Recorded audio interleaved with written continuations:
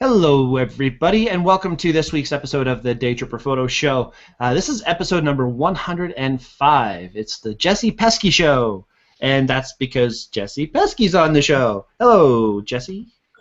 Hello, everybody. Jessy's been on our show before. She was on episode number 31. We talked to you about your gallery and your first big gallery show. Now, I've talked to you a little bit since, and I'm getting the vibe that it wasn't all that it might have or should have been. Yeah, I'm not seeing video on me either. So I'm just going to sidetrack here for a quick second. Every time I go away from me, I see other people, and I see me come back and then gone. Can you hear me okay? Yep. Yeah, I can hear you fine. Huh. Just can't see you, which is really the best case scenario. Sorry. That was mean. I feel bad. Do you? I do. Now he's gone. He muted himself. So, how about that weather, guys? Okay, I wonder if the Hangouts crashed. Well, if you might be talking to the three of us, or He may have crashed, yeah. because look at I'm half of a wall. Let's I'm gonna message him on the side. Oh, is he messaging me on the side? Something's going on. Okay, well, this is the joys of live TV. So, Jessy. Yes, How you doing? I'm good. Good. So, Brian was starting to talk about, let me pull up the show notes here. He was starting to talk about the fact that you had done, he's writing to me on this other window, done a gallery show recently. And I think that's when we had you on the show last. Yeah. Was right before your gallery. I think it was just the week before your gallery opening. Yes. Okay, so Brian is now blaming, as he calls it, Yosemite. So one of the tips that we like to give on live TV is never do a massive hardware or software upgrade right before a show. So Brian decided to update to the newest version of Apple, which is increasingly becoming a more and more dangerous task nowadays. And now his computer's going all cluster trucked. So I'm just telling him to reboot his computer, and hopefully he'll be fine after. I'm just going off his notes here. Do you feel that your gallery show was a success? Well, when I talked to you guys last, that was when was that? Like April 2013. And that was my very first show, and I was like super stoked because it was my first solo show. So I was like, yeah, this is cool, and like in a gallery showing. Where was it? It was St. Clair West at Gallery 814. It's like a really nice, quaint gallery. It's like really close to like everything, so it was great for everybody that came by. We went for drinks after. But yeah, it was good. It was fun. Let's just say that it was fun. It wasn't easy, but it definitely sort of made me want to like try it out more, and I eventually did, and I had a couple more shows. But cool. Yeah, it is what it is, you know. What didn't you like? Go ahead, Abby. I was gonna say, what didn't you like about it? Well, the first show, it was fine because it was for my second year schoolwork, and I was ready to invest in it. So I thought of it as like a school investment. But the next couple that I had, it was a bit harder for me to produce the funds to pay for it, and then to pay for the party. Like anything, it costs money, and you got to invest yourself into it. Especially for photo, you want to get yourself out there. It was a lot harder for me to have to go the second and the third time to book my own shows and be a part of a group show and work with a group, and And then at the end of the day, what did I get from it? It's a bit hard to say. I guess it looks really good on paper for me, I believe. But for the experience itself, it's been a bit hard. I guess maybe after you have 10 shows, maybe more gallery enthusiasts come out and they want to see your work, or you have you have that reputation to have a show. They're not just going to go check out a second-year OCAD student, as opposed to like my thesis show was very good, but that was when I realized that that's not what I wanted to do. Interesting. So, like, you have all these photos and stuff out. Like, what have you done with them? Like, is it like? So a lot of the work, like the first body of work, it was very conceptual. So it's work that's like themed basically on theoretical history, art history, conceptual work of feminism or sexual stereotype. It's anything. Concepts can be anything. So like that work was really weird, but luckily I had the gallery buy some of the pieces. Okay, that's good. And then I had people that just came off the street that bought some of the work that were like, ooh, this is cool. I'm just going to throw this in my basement. So like that's kind of how it is in the art world. People are really like, I like your work. It's your heart and soul. I'm going to throw it in the basement, you know? And that's just, it is. It's a commodity. It's become an art form of a commodity. But yeah, so it generally just gets bought, or sometimes it's just like I have a couple from my first show that are here still. So they're just chilling in my place. That's cool. I just pictured like people like when they do shows, if they don't sell it, it just sits there in their house in a stack because you have all the photos and all the frames and stuff, which frames aren't cheap. So you have a stack of cash basically in wood form. Pretty much. Without going on too much of a tangerine, is that justified, the pricing of framing? Like, I think you guys do a lot more printing than I do, but whenever I research printing one of my photos, and I find out it's like, $125 to print it, but $300 to frame it. I never know. Is that justified, or is that just like they're cornering the market and screwing everybody? I don't know. I mean, I haven't done a ton myself, so yeah, but frames are expensive, and especially if you get the matte and the nice frames. I got a photo. I think I did a contest last year in the States. I didn't end up going, but the print itself costs like $75, $80, but the frame and matting and everything costs like $500. So I was supposed to pick up the picture after the show, and have it shipped back to me from, I think it was California. So I'm pretty sure it's still sitting in their warehouse because I don't know how much shipping is going to cost. So if I ever fly to California, maybe I can pick up this photo of mine, or maybe someone will claim it. But yeah, stick it in their basement, Navi. Don't you worry. Oh man, it's a great black and white photo. It would be great for someone's man cave. But yeah, $500 later. Oh. What do you find your expectations from? Was each gallery show for you a different beast unto itself, or were they all sort of the same thing? And what were your expectations going into your first gallery show, then for going into your third?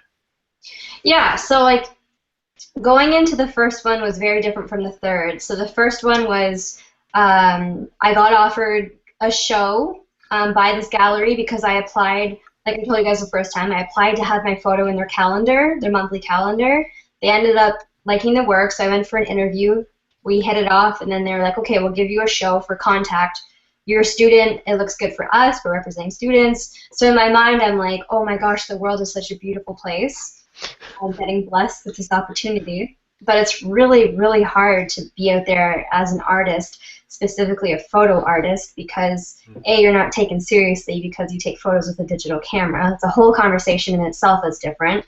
And then B, you get offered something that's unbelievable, but then at the same time, you are having to pay for all of the resources involved. Framing, which is like an arm and a leg, as we know.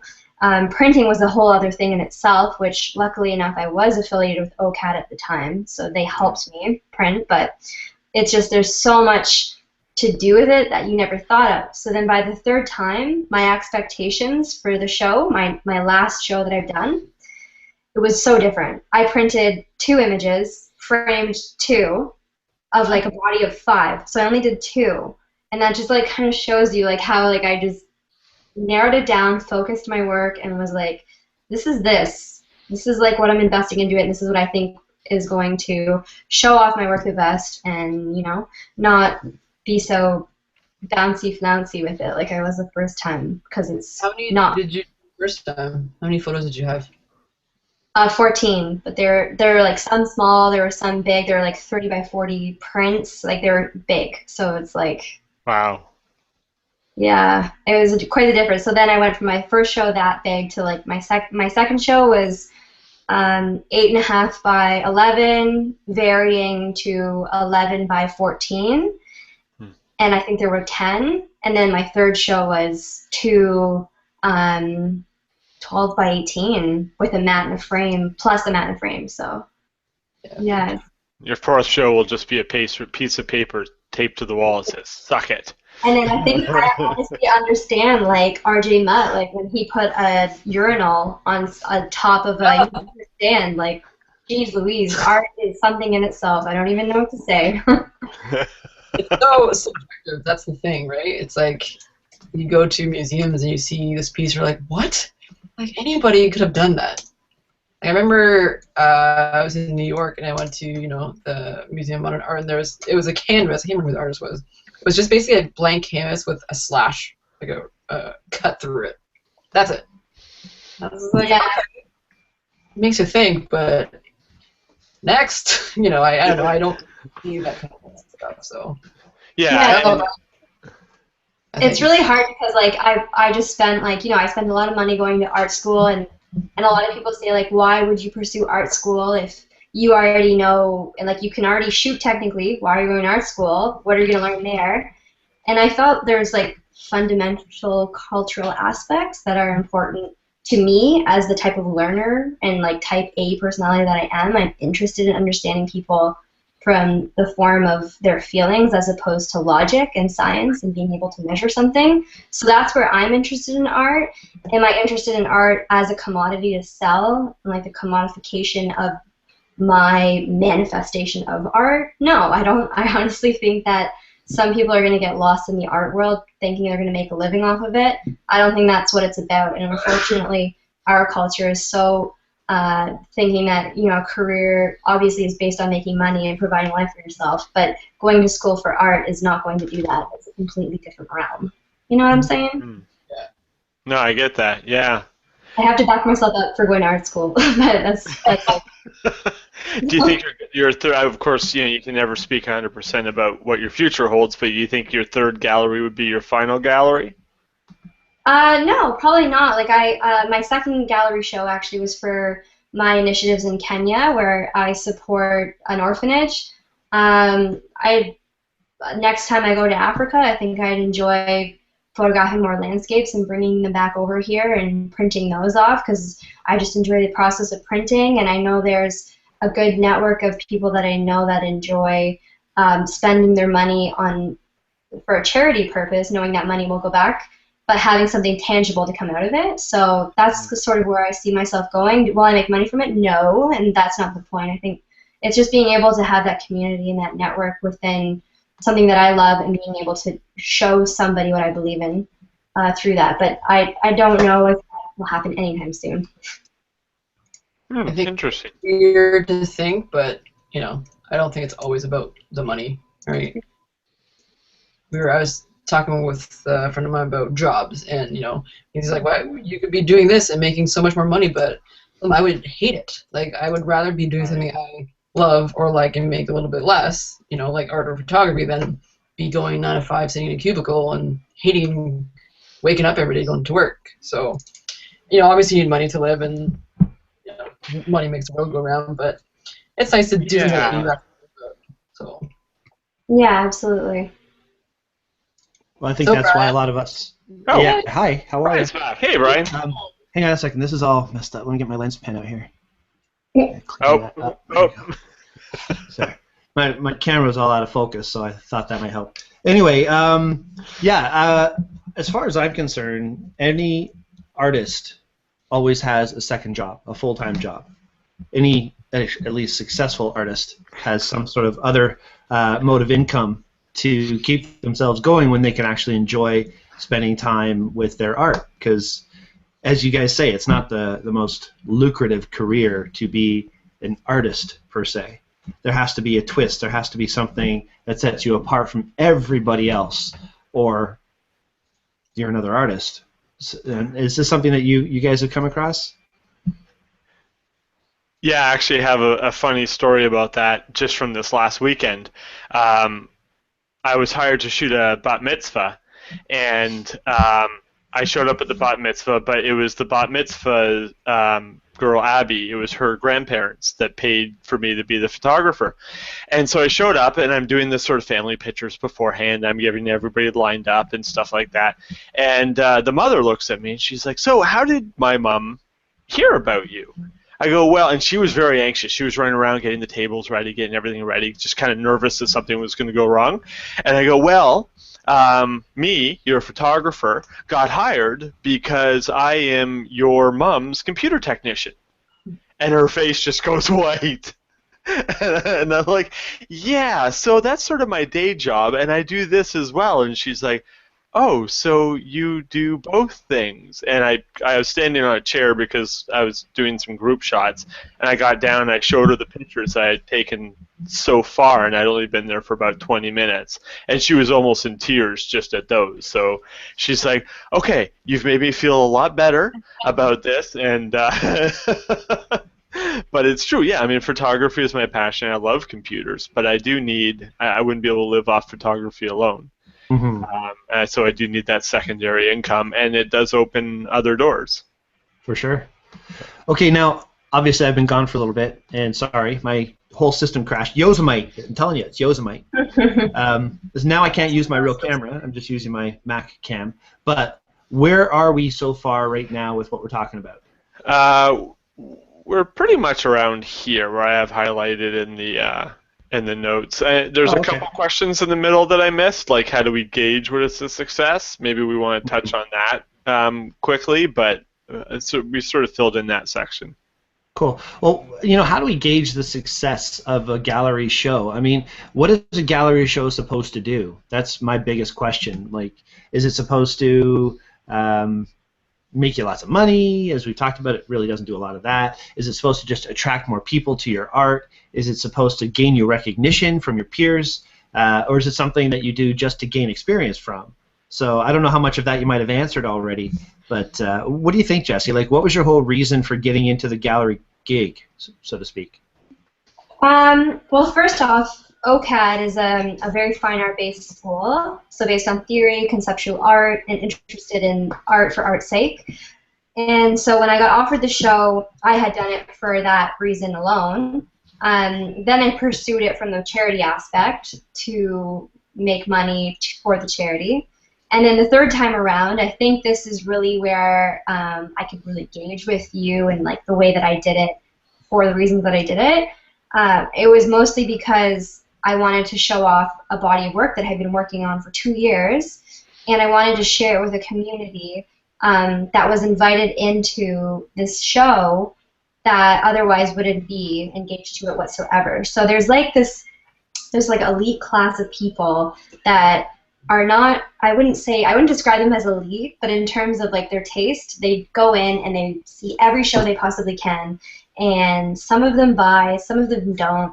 There are all these like artsy-fartsy people that are just like really weird and really interesting, but it's a huge community, and those people somehow know everybody in the city of Toronto. And I mean, like, the city is small actually in the art world, but like for some reason these people know everybody and can get you in touch with anyone. In this like tiny little city, they can totally do it. But yeah, so the third time around, it was more, okay, I know I'm not going to sell these, probably.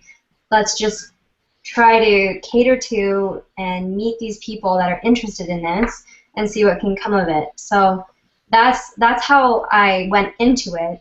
The benefits from it is, I don't know, I mean, you're a party animal if you keep partying and you show up and you're that party animal always on top of his game, right? That goes for the art gallery world.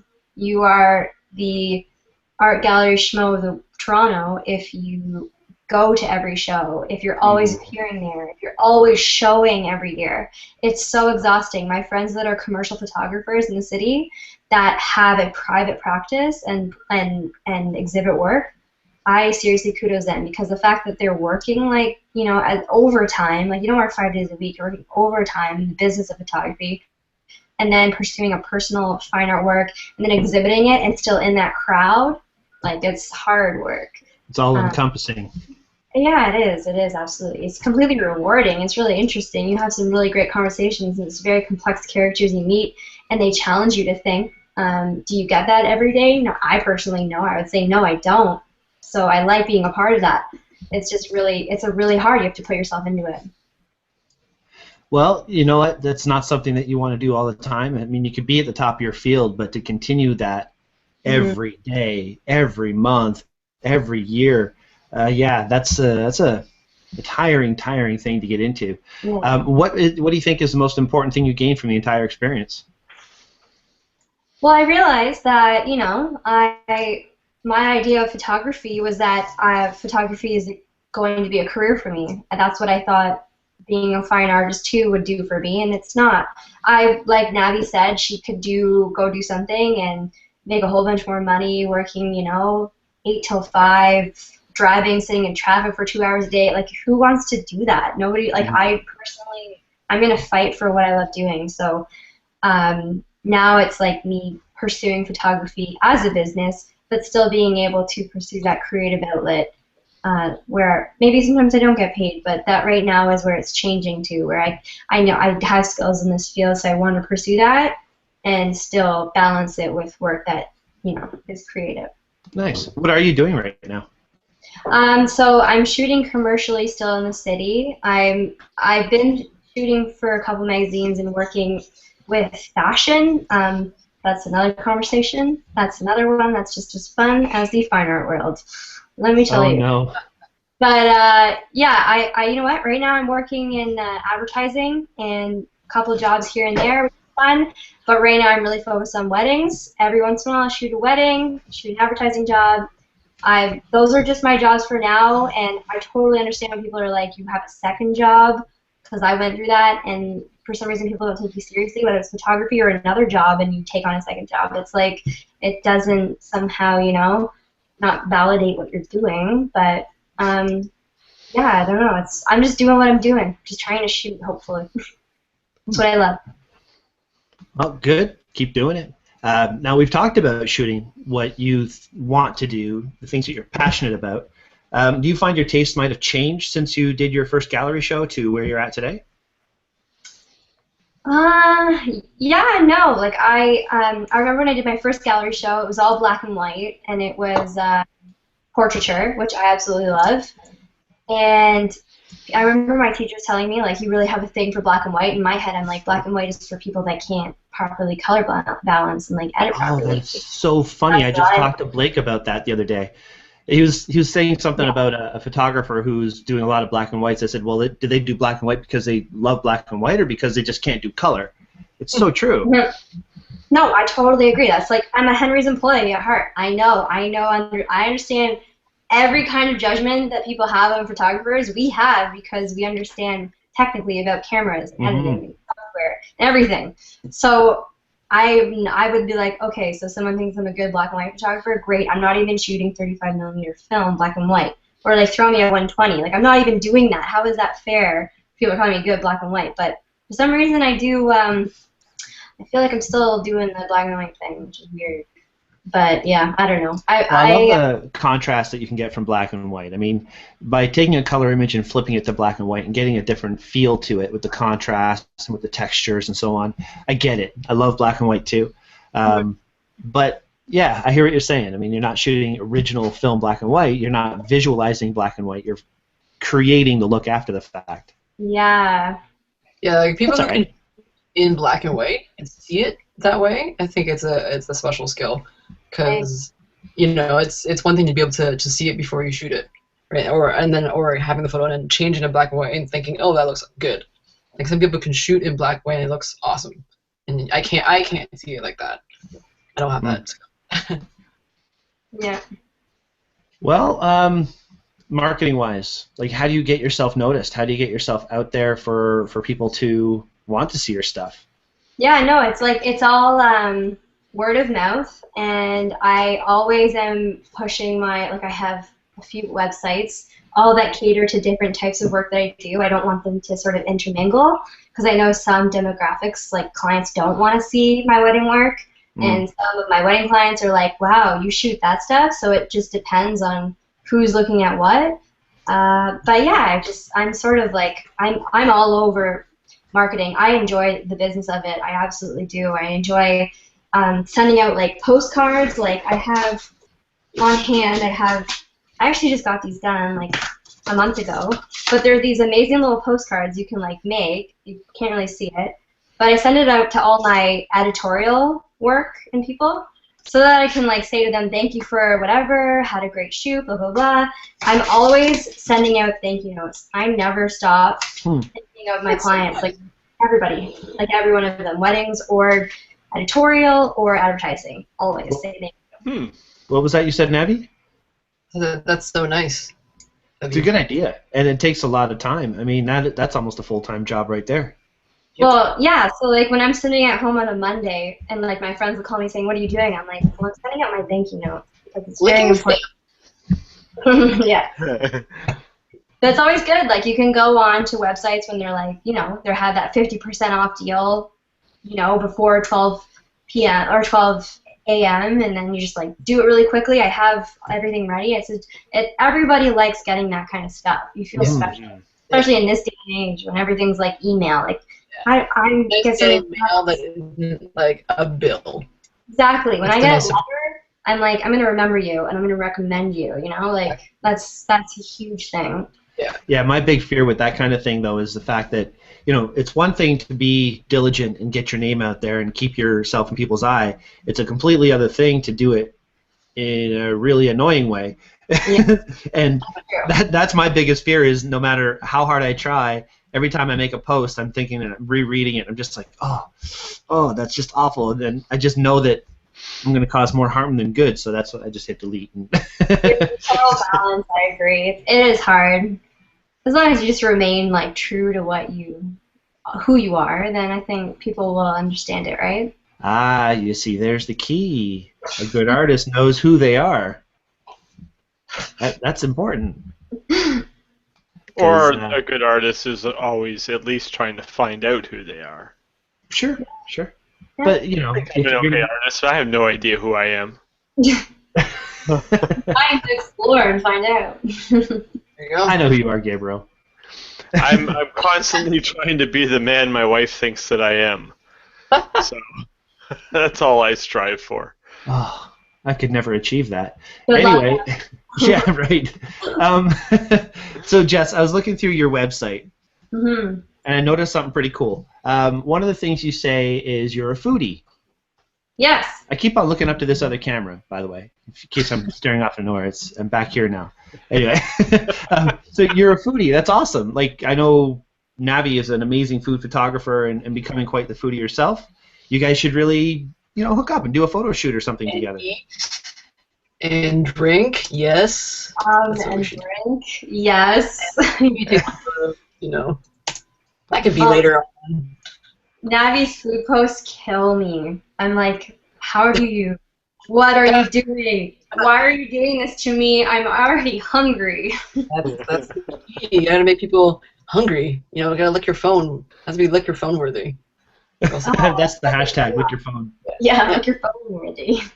Where's your, I'm actually on your website now. Where's your food stuff? It's on a different site, or do you have one main site with sort of like subcategories, or? Me? Yeah. No, I don't actually shoot professionally food because that is really hard to make food look good. So kudos to you. Never. I tried once one time. Can't do it. A lot.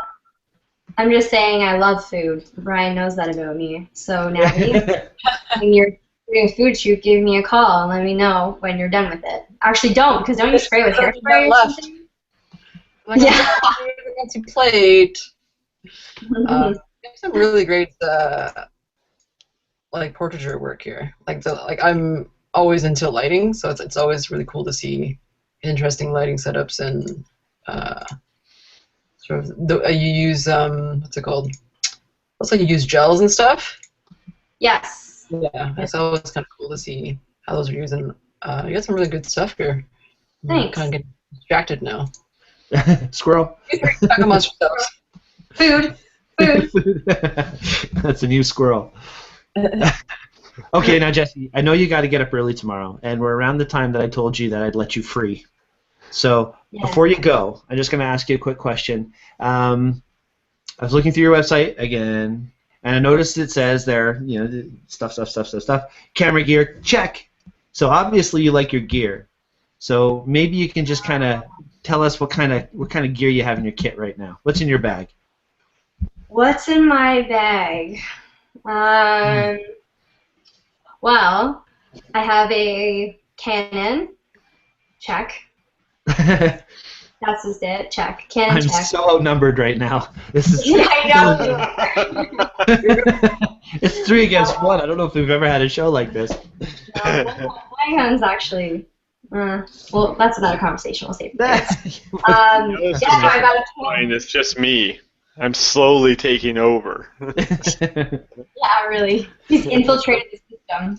Yeah, right. Yeah, so I'm shooting with a Canon 5D Mark II. I've got a 50 prime, which I shoot everything with, the 1.2, and I have a 1.4 because I just like both of them. The 1.4 offers better sharpness at f8, which I find, but yeah, I'm really picky about my f numbers. What about? Oh, I have a 28 millimeter for weddings. I like to have things wide. I have a mic in there, a Rode mic, because I shoot video stuff too for my advertising behind the scenes work. And I've got about 4, 8, 12, 16, 20, 24 batteries because I go through batteries. Are we talking double A's or camera batteries? Double A's, and I have 3 camera batteries. That is a cool kit. So it's basically camera 3 primes and batteries. I'm a prime girl. That's it. No zooms on me. I'm too small. Like I'm so little. I can't do the other stuff. Very cool. That's really interesting. All right. Well, thank you so much for being on, Jessy. Love it whenever you come on the show. And I hope you do well tomorrow. I know you got to get early, so I don't want to keep you up later than you have to. So. Yes. Well, thank you so much. All you guys. Sure. That was awesome. What are you shooting tomorrow? I'm shooting corporate headshots. Okay, cool. Cool. Bank of Montreal. Should be interesting. It's going to be one of these. Nice. Those are always a fantastic challenge because you want to be professional yet approachable, and most of the people don't want to be there, and you don't have a lot of time with them, and you have to sort of coax out their kind of true personality, or what I found a lot of times is not their true personality, the personality you want to show. Yeah. So. I was thinking of putting like a shot glass and having like some sort of frequent washer, so like run the shot glasses through with like some vodka and just say, you know what, I don't want to be here, you don't want to be here, just do it. It's like what I would do if I had a kid. Anyway. It works with Jaden. Yeah, just saying. Well, thank you for having me, guys. All right, thanks, Jessy. Okay, good night. Good night. Take care. Thanks again. Bye. All right, guys. So thank you so much for Jessy Pesce for being on the show. If you want to find out more about Jessy's work, check out jessypesce.com and see all of her amazing stuff. Obviously, you know, she's a busy girl. I'm looking at the other camera still. Look at me. Over here, Brian. Hey, over here. I'm using my ghetto Mac camera right now. I'm sorry. My reboot didn't work very well. Yosemite. I'm telling you, I upgraded to Yosemite today. And I know how to say Yosemite. I'm just saying it's Yosemite in my mind because this is just really annoying. And, yeah, crashed me right out, and now I can't get my other mic to go on, but I'll worry about it later. So Apple, it just works, except when it doesn't, which is most of the time. That's my motto. All right, guys. Fix it. What's that? Say, if it ain't broke, don't fix it. Or Apple's new motto, if it ain't broke, upgrade. Then it will be. All right, Bugs, take it easy. Actually, I think that was Daffy. That was the Android guy. I'm just saying. Yeah, there's no way Daffy would be Bugs would be Android through and through. Although our friend Ross Chevalier begs to differ, but you know. Well, you know, I like Bugs too. Okay, we What? have. What are you talking about? Oh, okay, so there was a cartoon, and it was like a GIF file, and it had Bugs and Daffy pulling signs off of a tree, and one sign was Android, one side was Mac, and it was just pulling. You know the episode where they're fighting and they go duck season, rabbit season, duck season, rabbit season. It's like a really famous cartoon between the two of them, and somebody went in and replaced it. Instead of duck season, it was Apple Android, except Bugs was fighting on the side for Apple, and we all know that Bugs would be an Android guy because he's just rascally like that. Well, you know, one thing that he isn't, he's not a squirrel. So True. So let's stop squirreling. Anyways, so we've got some other cool stuff to talk about today. And before we get to it, we're just going to remind everybody, thank you to LensPen for sponsoring our show. You guys are awesome. Usually what we would do is we would hand out a LensPen prize to our first place winner of our photo challenge. One problem with that this week is there were no photos submitted for the photo challenge. So we're not going to worry about doing a photo review this week. Instead, and I think this is my fault because I didn't share after the show exactly who won and what the photo challenge would be for this week. So I'm going to take the blame for people not submitting photos this week, and I will try and correct that this coming week with an actual post with the photo challenges. So there you go. And past that, we're going to get to something a little different. Last week we started a segment on our show giving you tips, Lightroom tips, editing tips, things like that. Now this is where I'm going to remind everybody, if you have questions, please post them in the Q&A. It is on, it is working. If you click on the little Q&A app on the left side of your screen, on the right side you'll be able to type your questions to us. We'll see it right away during the show and answer it tout de suite. That's French. For Milwaukee. Oh, speaking of Milwaukee, Shelley, my wife, was at work the other day up at Cinema One in Barrie, Ontario, and a little plug for Cinema One right there. And lo and behold, It's who like should walk in? Netflix, but with shelves. Kinda, exactly. Except they have a lot of older TV episodes and TV series and things like that, which you may not have on Netflix. Things, for example, like The Greatest American Hero. I just totally folded my camera down. I was looking for something. I'm not used to that. The Greatest American Hero, she bought me. Awesome TV series back in the 80s. It's my era. Anyway. So. One of Trish's favorite shows. Is it? Yes, we were talking about that. Yeah. Very cool. So anyway, she was at work, and who would walk into the store but Alice Cooper?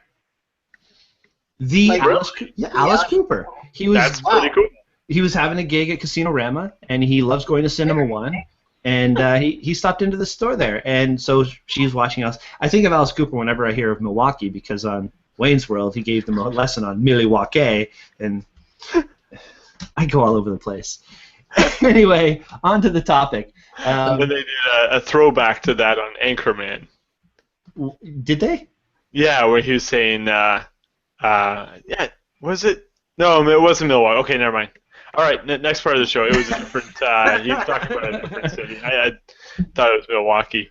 Okay, no. Anyway, so this time we're going to do a really cool little segment, and it's going to be called the top 7. Wait a second. Graphic, go. The top 7 of heaven Lightroom tips. Low budget. Low budget. All right. We're going to work on our production value down the road. But first, Navi, you have some cool stars and smiley faces and everything on there. And little hair on the head. That was great. So for, I guess, I guess we're doing tips and tricks is the segment now, I guess? The unofficial tips and tricks. We'll come up with a proper name for it later. All right. This week, I want to share my top 7 Lightroom shortcuts. These are the ones I use the most. That makes my life so much easier. While editing, I'm sure everyone has their own selection of stuff, but maybe you'll learn something, maybe not. But here we go. Cool. So not in any particular order. Let me do a quick screen share here because you don't need to see my face for this. I'll be better off seeing my Lightroom. All right, can you see that? Boop, boop. Yes? Yes. Okay, so one of my shortcuts that I use a lot is G, which is brings up the grid. So if you're in the editing mode, right, you're looking at blah, blah, blah, instead of scrolling through all of this, if you press G, it'll bring you back to the grid mode. So this way you can scroll through all your photos faster, and you can change the thumbnail size down here. So that's G. And if you press D, it will bring you to the develop mode quicker, as opposed to having to, again, scroll up here and go into the different modules. Hang on a sec. So, D does what? Develop. And I know, right? And G does cool. grid. G does grid? Yeah. That's very cool. Okay, sorry, go ahead. Okay. You know, right? Just, well, I mean, these things are important. Sometimes, you know what? Sometimes they don't make sense. So the fact that the G goes for grid and even develop is awesome. At least I think so. Other one, now depending on what Lightroom version you have, you can use the letter L for lights out, so you can scroll through and do that. So I use this a lot because if I'm trying to edit something and the sides are sort of distracting, I'll kind of go to this screen. Now in Lightroom 5, you can Hang also... on a second. Hang on. I didn't actually see what happened there. What does lights out do? No, I'm not doing this for the applause. I'm serious. Oh, okay. So it basically just, it isolates the image and you get the dark screen. Okay, I'm not Now, seeing that. 5, you can't see that? No, it's just staying with the gray background. Oh, weird. Can you see? Are you sharing the wrong screen? No, it's the Lightroom screen. Is that what you're seeing? You see the big slab of salmon there? I just see the big slab of salmon, which looks very tasty and very fresh. Now, what do you see now? I see a big slab of salmon that looks very tasty and fresh. Well, if you were to press the letter L, it removes all the like tabs, and it's just your photo in black. All the panels around the side. Yeah. Yeah. Okay. 5, if you press F, it'll give you the same thing. It'll go to full screen. The only thing is you can't like edit anything. Right. Okay, so what's the difference between Shift Tab and L? Shift. I'm not sure what Shift Tab does. So L. Okay, let me open it up now. L just turns off basically it just isolates your photo and you get the black screen around it. Whereas Shift Tab, it shifts through the different screen modes. Oh. Do you see it? Okay. I think the difference is, Navi, you're sharing, when you click share, you shared Lightroom. You'd probably be able to see everything if you shared the entire screen. Okay, let me try that again. Okay. Hold on.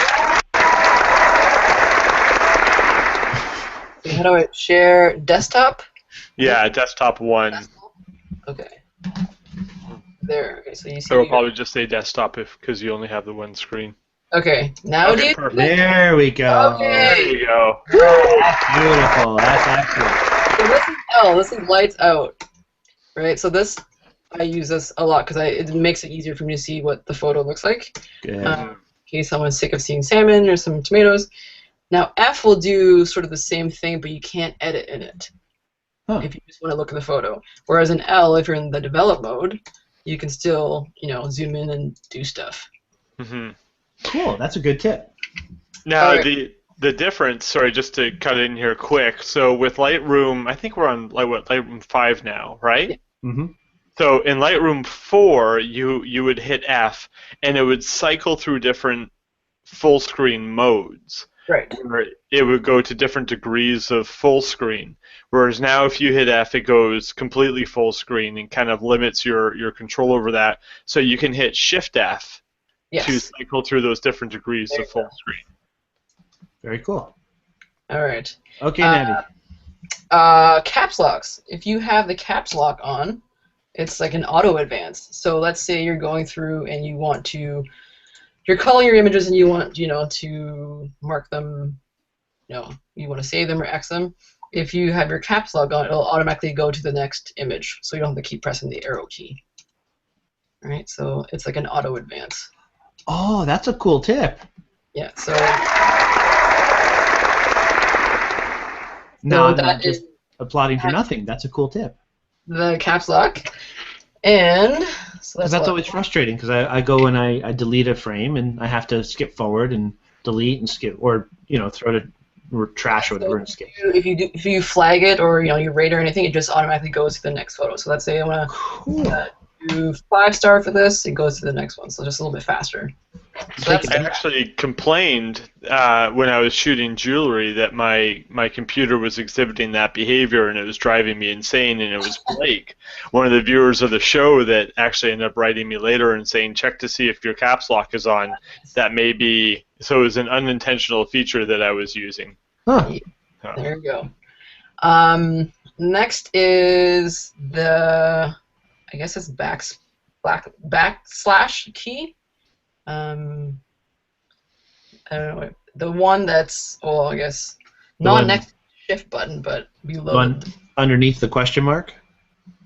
No, not that one. The other one. It goes from bottom left to bottom right to top left. Right. Yeah. Ah, I see. So. Oh yeah, that's a good one. Yeah, so that's a before and after. So if you want to see what your photo was before, this is the edited version. You push that button. There you go. Right. Before, after, before, and you actually see it in the top right corner here. It'll tell you which photo you're looking at. There it is. Now, if I'm not mistaken, I think that only works in develop. You have to be in develop mode. Yes, that's right. Yeah. If you're in this mode, it just hides your toolbar. That's right, at the top there. So I use this a lot in develop to kind of, you're spending so much time editing a photo, you don't really, you want to see the bigger picture. It's nice to be able to see how much progress you've kind of done. Mm-hmm. If there's an improvement or not. That is a great edit job, by the way. Thanks. You're welcome. And so that's what, 5? 2 more. If you want to edit or change any of these settings, let's say, for example, I use, for most people, they'll probably change the exposure. So if you actually click on that tool, I don't know if you saw that little thing that came up, where you can adjust it with the plus/minus keys. So I've selected exposure as my modifier. So if I just push on my keyboard plus or minus, it just changes that feature. You know what I'm saying? Yeah, Right. I know what you're saying. I feel the verb laying down. Picking up what I'm dropping off? Yep. Good. So I keep this on exposure because I'm always changing exposure for photos. So it's nice. That's what I use anyway. And the last one is the letter X on the keyboard. This is good for culling as well. So X will basically set it as a rejected photo. So you can go through and just, pick the ones you don't like that you're going to delete. Right? Okay. And once you've and if caps lock is on, then it'll just advance to the next photo. Yep. Once you undo, they make it pretty easy. The U button will remove that flag. So I've X'd this one. If I want to undo that, U. So yeah, it's a quick way to go through and just pick the photos you don't like and you want to delete and whatnot. And then when you're ready to delete it, Shift Delete. Sorry, no. If you hit Control Backspace, it will delete all the rejected photos in that gallery. Okay, it's Command Backspace. Command Delete. Command Delete. Sorry. On a Mac, and on a PC, what was it, Gabriel? Control Backspace. Okay, cool. So that will show you all your rejected photos, and then it'll ask you if you want to delete it from your Lightroom and your drive. Sorry, what was the shortcut on a Mac? It is Command. Sorry, go ahead, Navi. Command Delete. And delete. There you go. Very cool. Is that all 7? That was 7. So we got L for lights out, G for grid, forward slash, or is that backslash? That would be forward slash. Forward slash for the before and after. The plus minus, once you select your, I guess, tool you want to use for your plus minus keys. Mm-hmm. The X for setting as a rejected photo. And caps lock for auto advance. Awesome. Awesome.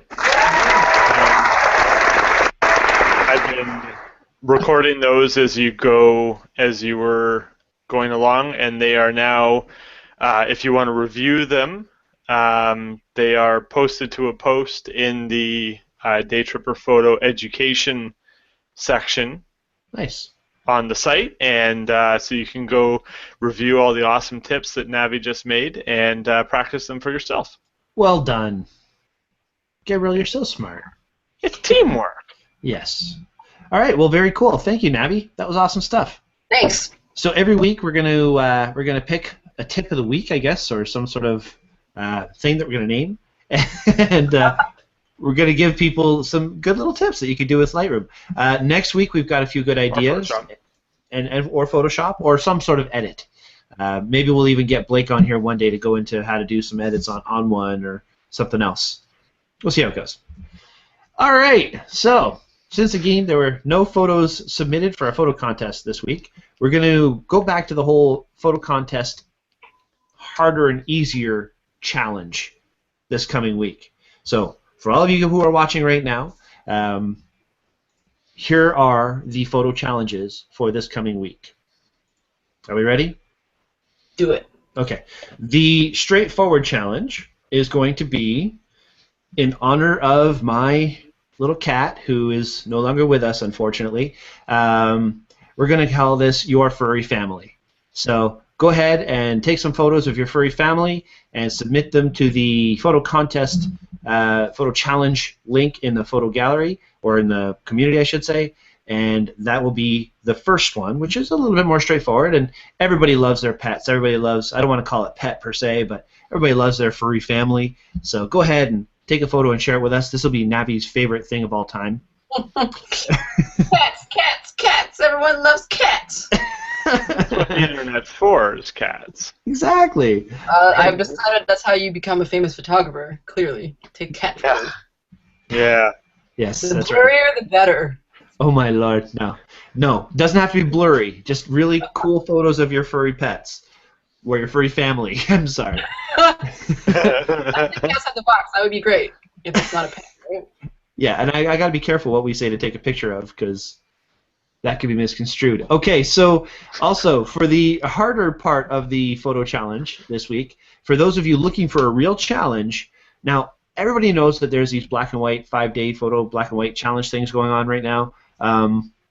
We've talked about black and white earlier in the show. We don't need to say do a five black and white photo. That's not the point.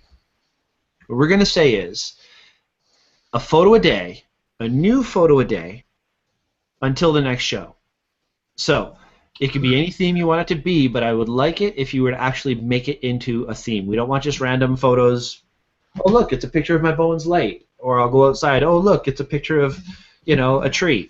Have some sort of cohesive theme to your photo challenge. Like, maybe all your photos will have a specific color in it. It'll be like, red is the theme. Sure. Or patterns. Or wheels. Yeah. Or alcoholic beverages. Alcoholic beverages. That's what I'll be taking pictures of. Yeah. Gabriel nods. We got your attention.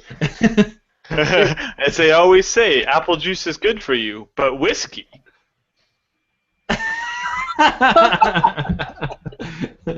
Okay, so for the next week's photo challenges, the easy challenge is going to be your furry family, and the hard photo challenge will be photo a day, a themed photo a day until the next show.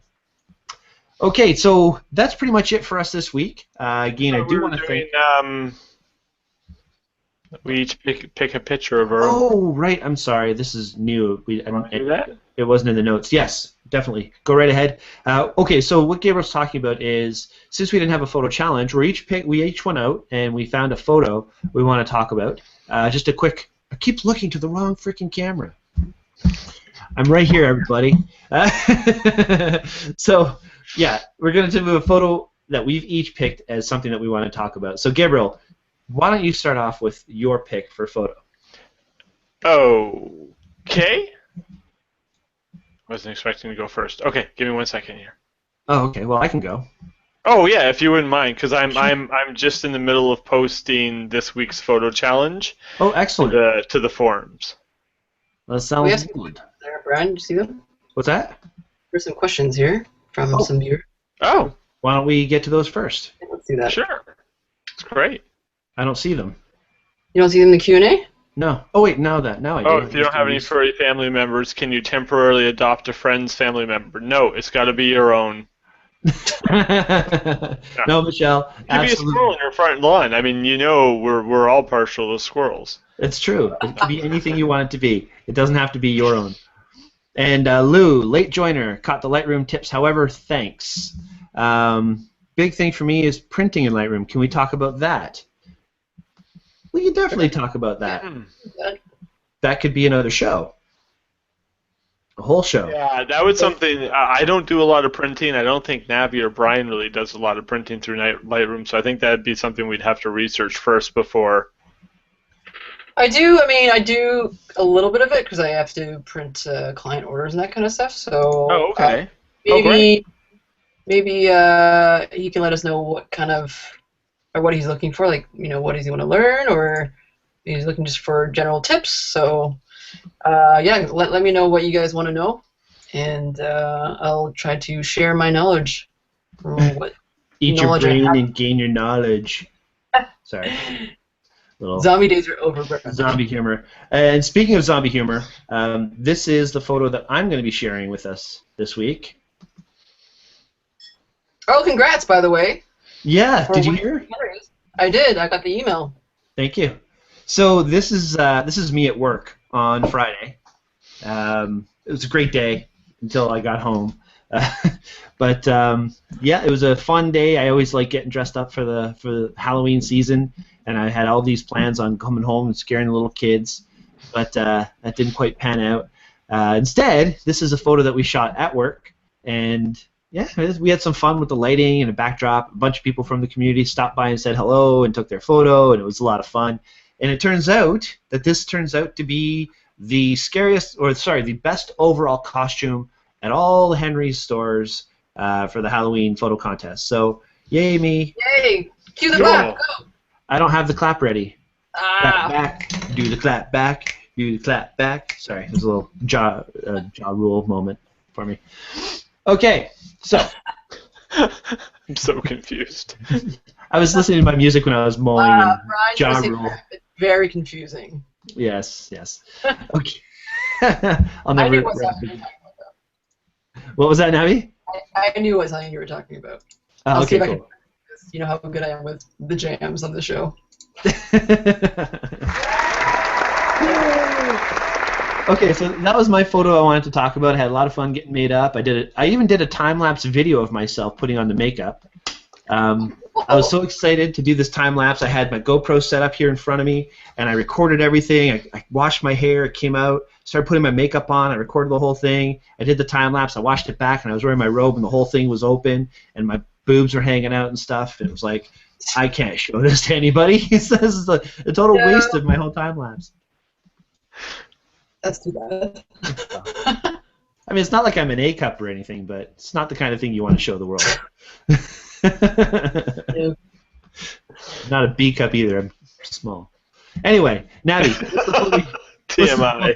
I know, right? I'm okay. What's the photo you want to show, Nav? Okay, so I was bored this evening, and I was making myself a drink, and I had this lime, so I had the idea to photograph the lime. I don't know how many people are familiar with J.J. Abrams and his love for lens flare and specular highlights. I love it. I know some people think he goes overboard, and I think he did admit that for one of the Star Treks, but whatever. I love that effect, at least the way he does it. So I decided to make my own little photo here. Let me share the screen here. I think the title's pretty clever. I can't take full credit for though.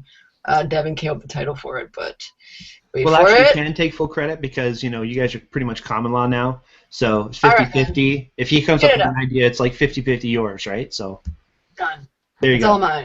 All yours. Bam. There it is. You see it? That's awesome. Right? Deep Nice. space slime. Eh? Yeah. So Great lighting.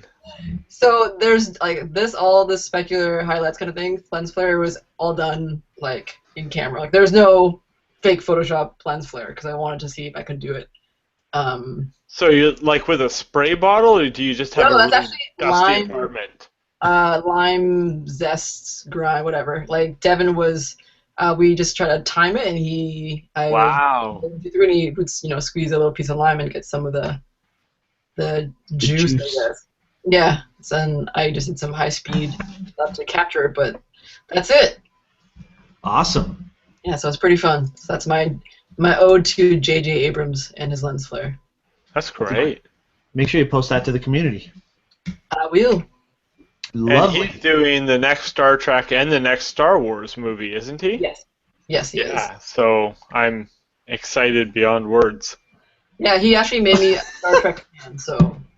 Sarcasm. King No, of no, no, sarcasm. I'm actually really excited. I was really nervous after Jar Jar Binks. Oh, I was really, really nervous about the future. I mean, so when we think Star Wars, our Star Wars is Empire Strikes Back, Return of the Jedi, A New Hope. When my son grows up, his Star Wars will be Jar Jar Binks, and that cannot stand. No. We need. My son deserves a better Star Wars. So, I'm hoping that J.J. Abrams gives it to him. One word. Ewoks. Yeah. Ewoks were lame little critters. I've never seen his full Star Wars, I'm sorry. But at least they were cute, lame little No, they weren't. They were little leather-looking little trolls. They were awful. Yeah, but they were Jim Henson. Well, Jim Henson sort of shook his head because they were awful. Okay. Anyway. It's been a while since I've seen a real Ewok. It's been a while since I've seen a squirrel. So. Blake just piped in, and Blake is the authority on all things comic and geekdom. He says he doesn't think JJ is doing Star Trek 3. No! Oh, really? So. That'll be interesting. Who's supposed to do it? Not me. That would be an awful show. Mr. Obvious is obvious. That's how I roll. Okay, so what else are we? Gabriel, your turn. I mean, it's my turn. So it's all you, my friend. I was going to do another picture, but I decided to do one of my own. And let me know when it's showing up. Do you see that now? Yes, I do. So this is a picture that I took from the Bat Mitzvah last weekend. And I always try to be really careful not to overshoot because, as I've always said, digital is not free. Digital takes time. But I also realize that I have a responsibility to my customers to really capture that one moment. And sometimes that can mean taking 1,000 pictures in 4 hours. And so this was a really, really cool bat mitzvah. The family it was a smaller one. The family was really engaged. When the husband got up, it's the only bat mitzvah that I cried at. When the husband got up, he got literally 8 seconds into his speech before he started crying. And then he, it's hard. I was telling him after, I said, that wasn't cool. It's hard taking pictures through tears. I mean, just the speeches were phenomenal. The emotions were real. And this was the mother and the daughter. They were up on stage. And I probably took 100 pictures just of them right there. This song was being performed, and they were just standing up on stage listening to this song. And it was such an awesome. The husband is actually standing right next to them, but I sort of cropped him out because it's a bat mitzvah. It's a real bond between the mother and the daughter, and this was just such an awesome moment between the two of them, where the entire rest of the ceremony, the daughter is now an adult. She's the coming of age, but in this moment, she was just cuddling into her mom, and it was just this incredible moment between the two of them.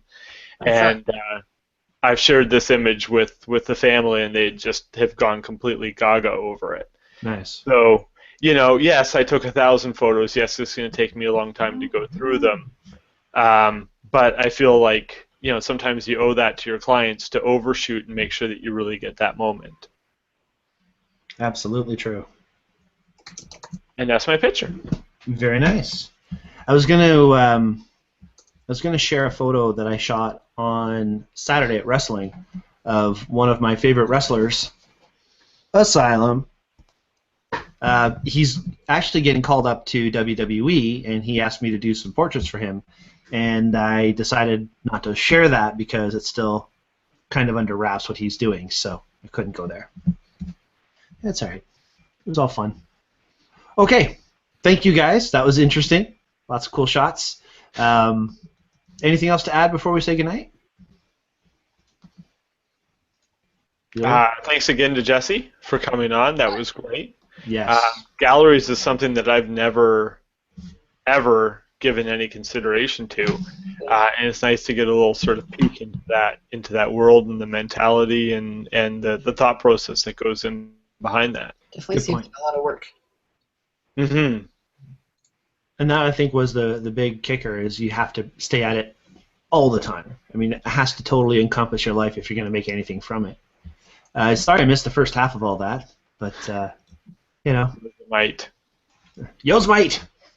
I wonder if they say advertising, they say with advertising, you can't just advertise once and expect it to be successful. You have to keep your name out there again and again and again. It's not until people see your name in sort of 6 different places that the advertising will really sink in. And I wonder if gallery shows are that sort of thing, that people aren't going to pay any attention to you until they start seeing your gallery advertised enough that they're like, oh, they did a show before, or I remember them advertising this show. I guess it's something worth going to see. Mm-hmm. Probably. Sorry, go ahead. I was just going to say, I mean, repetition definitely drills things into your head. I mean, all I have to do is go da-da-da-da-da, and everybody will know what I'm talking about. Yeah. That highway jingle is really catchy. Blake says the director will be Roberto Orci. Who? No. Yes. Do you know him? No, I have no idea who he is. I gotta look him up. Orci? O-R-C-I. What has he done? Well, apparently he's going to be doing this new movie coming out. Yeah, apparently he's done a Star Trek. Yeah. Okay, cool. So that is out. He did Transformers, Amazing Spider-Man 2, awful. Transformers? Apparently he worked on both the Star Treks. But he wasn't. Well, Michael Bay has been the director, though, right, of the Transformers movies. Yeah, so maybe he was sort of co-producer or something. He did The Mummy, Van Helsing. Interesting. Okay. He was the producer of Van Helsing. Loved that movie. That was a good movie. Yeah. Well, it'll be interesting. Yeah. Check it out. Coming to theaters near you. Ender's Game, one of my favorite movies. What? He did Ender's Game. Fantastic movie. I can tell that. It's good. Okay. Okay. Well, sorry. Squirrel. Lens flare. Lens flare. You can do that flash all day for like half an hour, seeing dots for a good 20 minutes afterwards. Oh, yeah. Anyway. The price you pay to be an awesome photographer. Hey, I'm on vacation all week this week. Sorry, what's what? that? Oh, cool. Really? I ate like an entire lime. Just kept cutting pieces of lime and trying to squirt it and then eating it. So, good times. Yeah, you can have worse times. It's true. Yeah, so anyway, as I was saying, I'm on vacation all week this week, so hopefully I will have some time to actually get out and make a photo or two. tomorrow I'm supposed to be shooting the Vaughan Film Festival, so I'm Oh, nice. working that out. Still need to lock in the photographer who's helping, and Lou just volunteered to help out, which is really great. So hopefully Lou and I will be shooting the thing tomorrow. And of course Blake says that the book was way better for Enders. So I don't know if you've read the book yet. I watched it when I was off with strep throat. During my 6-month period of having strep throat, and absolutely loved it. So the twist surprise at the end, I think, would be ruined now if I read the book. Apparently, the guy at the end is actually his father, but wrong movie. Isn't that Star Wars? So confused. But it was a fantastic movie. It was really, really well done. Cool. So, everybody go see it. And if you don't know where to find it, I think you can go to Cinema One in Barrie and see my wife Shelley. And they have not sponsored this show. Okay, guys. So don't forget the photo challenge for this week. There's 2 photo challenges. We're doing one which would be more straightforward and simple for just about everybody to have fun with, called Your Furry Family. And the harder one will be a photo a day. Now I think we're going to work hard to try and do this photo challenge. All 3 of us. Right, guys? Sounds good. Awesome. So we're going to try and do a photo a day and have a constant theme throughout, and we're going to share it with what you guys get done, and hopefully everybody will have a good time.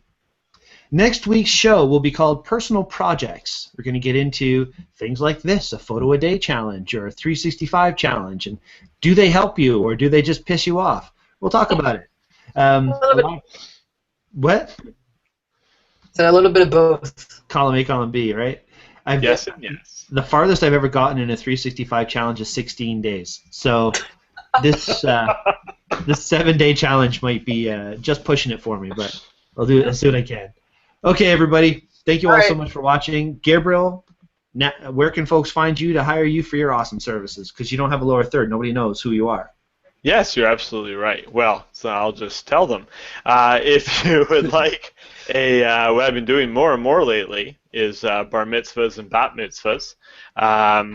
Any special events, weddings, birthday parties, corporate headshots, anything like that, just contact me, bousquetphotography.ca, and be more than happy to help out. Excellent. And Navi, where can folks hire you to take pictures of their food and stuff? You can find me at below navinew.com.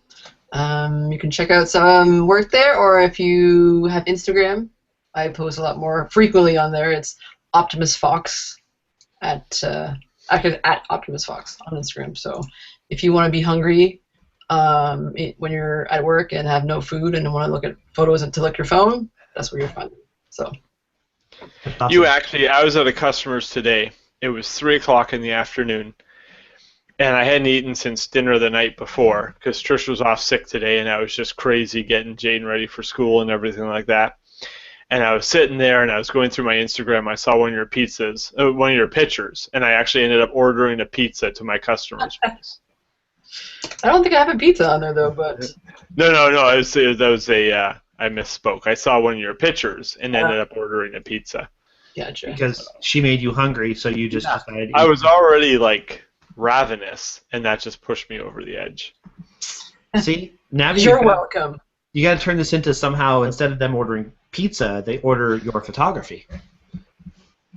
Or be sponsored by, like this photo, and a pizza will automatically be delivered to you or something. Oh man, that would be so awesome. How do I make that happen? Well, we'll see what we can do. Okay. And just a reminder to everybody who wants to learn more about how to make better hockey photos, on November 15th, Daytripper Photo is having our second hockey photography session.